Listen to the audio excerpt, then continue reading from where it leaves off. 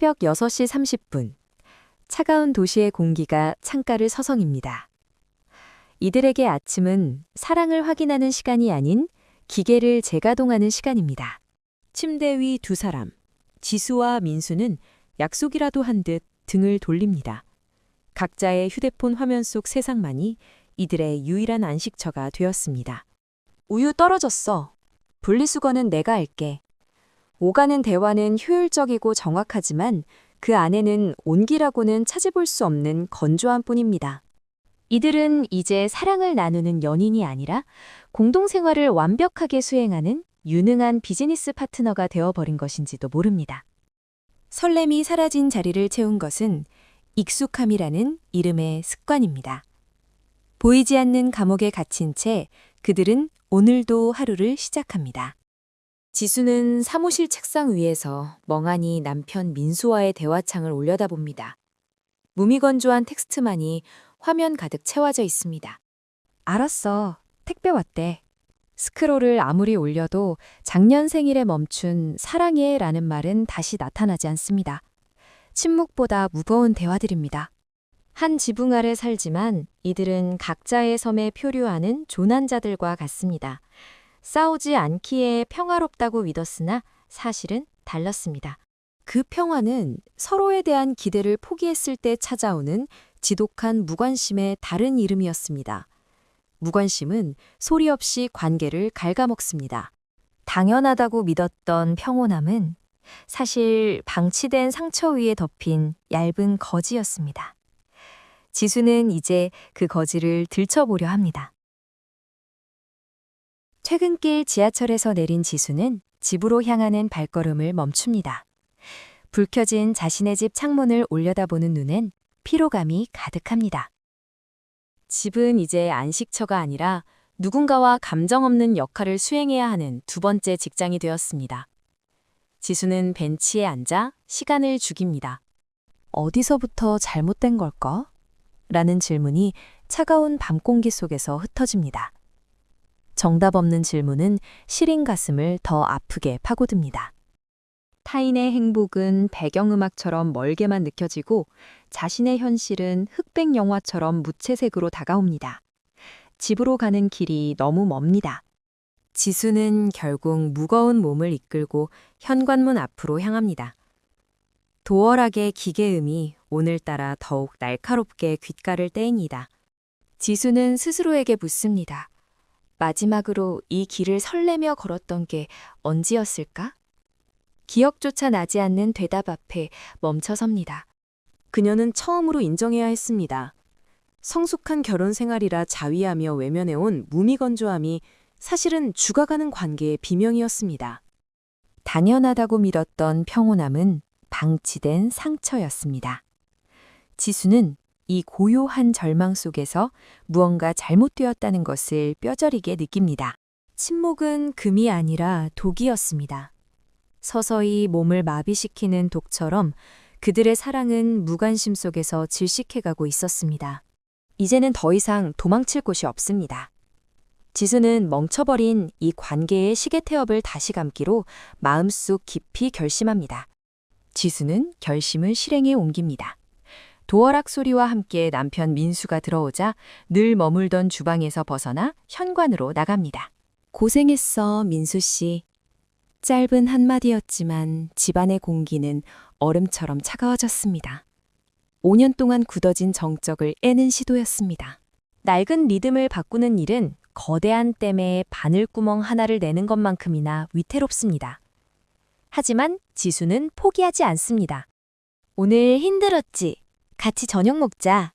지수의 제안에 민수는 대답 대신 의자를 끄는 소리만 냅니다. 어색함이 식탁을 메웁니다. 첫 번째 박자는 어긋났지만 그것은 분명한 시작이었습니다. 멈춰있던 톱니바퀴에 작은 균열이 생기기 시작한 순간입니다. 변화는 반가움보다 당혹감으로 다가왔습니다. 민수에게 지수의 노력은 불편한 간섭이자 낯선 위협처럼 느껴졌습니다. 갑자기 왜 이래? 그냥 평소처럼 해. 사람 신경 쓰이게 하지 말고. 민수의 거친 거부는 지수의 용기를 비수처럼 찔렀습니다. 낡은 리듬을 지키려는 관성은 생각보다 강했습니다. 지수는 절망했습니다.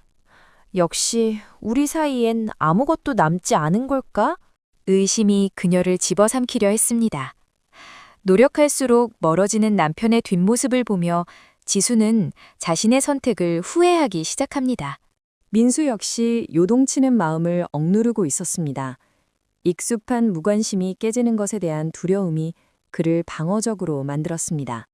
결국 억눌러왔던 둑이 터진 건 어느 늦은 밤이었습니다. 지수는 비난이 아니라 눈물 젖은 자신의 결핍을 쏟아내었습니다. 나는 당신이랑 싸우려는 게 아니야. 그냥 다시 예전처럼 얘기하고 싶어. 우리 이렇게 룸메이트처럼 사는 거 너무 무서워. 그녀의 고백은 고요한 거실을 진동시켰고 민수의 견고한 성벽에 균열을 일으켰습니다. 침묵의 성벽이 무너지고 있었습니다. 외로움이 극에 달했을 때 비로소 진심이 나옵니다. 지수의 외침은 민수의 마음 깊은 곳에 묻어두었던 슬픔을 건드렸습니다. 폭발은 파괴가 아니라 정화였습니다. 그동안 쌓인 오해와 무관심의 먼지들이 눈물과 함께 씻겨 내려가는 순간이었습니다. 오랫동안 침묵하던 민수가 처음으로 지수의 손을 잡았습니다. 거칠고 투박한 그의 손이 가늘게 떨리고 있었습니다. 미안해. 나도 사실 당신이 멀게 느껴졌는데 어떻게 해야 할지 몰랐어. 내가 너무 늦은 건 아닐까봐 겁났어. 두 사람은 처음으로 서로의 두려움을 마주했습니다. 관계의 톱니바퀴가 녹을 벗겨내고 아주 천천히 맞물리기 시작합니다. 완벽한 해결은 아니었지만 대화가 시작되었다는 것만으로도 충분했습니다. 멈췄던 리듬이 다시 흐르기 시작한 밤입니다. 서로의 체온을 느끼며 그들은 깨달았습니다. 다시 시작할 용기만 있다면 멈춰버린 세계도 다시 돌릴 수 있다는 것을요. 지수는 깨달았습니다. 상대가 내 행복의 전부는 아니라는 것을요. 그녀는 다시 운동을 시작하며 자신을 돌보기 시작했습니다. 지수가 활기를 찾자 부부라는 이름의 악기도 비로소 제 소리를 내기 시작했습니다. 내가 온전해야 사랑도 온전해집니다. 민수 역시 변했습니다. 지수의 변화에 맞춰 자신만의 시간을 가꾸고 서로의 영역을 존중하는 법을 배워나갑니다. 내가 온전한 나로 설 때 비로소 상대를 온전히 사랑할 여유가 생긴다는 평범한 진리를 그녀는 몸소 익히게 되었습니다. 리듬은 강요하는 것이 아니라 함께 만들어가는 것입니다. 지수는 이제 자신만의 리듬으로 삶을 연주하기 시작합니다. 지수와 민수는 여전히 가계부를 쓰고 쓰레기를 버립니다. 하지만 이제 그 사이사이엔 다정한 틈이 생겼습니다. 퇴근길에 무심하게 건네는 작은 간식 하나, 잠들기 전 오늘 수고했어 라는 짧은 토닥임이 이들의 일생을 채웁니다. 완벽하지 않아도 괜찮습니다. 한 사람이 내딛는 사소한 첫걸음이 멈춰버린 두 사람의 세계를 다시 흐르게 하니까요. 습관이라는 이름의 감옥을 부순 것은 대단한 이벤트가 아니었습니다. 서로를 바라보려는 작은 노력이 기적을 만들었습니다. 지금 여러분의 관계는 어떤 소리를 내고 있나요? 당연하게 여겼던 옆 사람의 숨소리가 오늘따라 소중하게 들리시나요? 당신의 리듬은 여전히 유효한가요? 혹시 멈춰 있다면 오늘 먼저 손을 내밀어 보세요. 리듬은 다시 시작될 수 있습니다. 사랑은 관성이 아니라 노력입니다. 매일 아침 새롭게 조율해야 하는 악기처럼 우리 관계도 매일의 조율이 필요합니다. 낡은 습관을 버리고 새로운 리듬을 선택한 두 사람처럼 여러분의 오늘이 사랑으로 다시 뛰기를 진심으로 응원합니다. 멈춘 시계는 건전지만 갈아 끼우면 다시 갑니다. 멈춘 관계는 진심 어린 한마디면 다시 흐릅니다. 늦지 않았습니다. 지금까지 리듬을 잃어버린 두 사람, 습관이라는 이름의 결혼이었습니다. 당신의 소중한 리듬을 믿으세요. 감사합니다.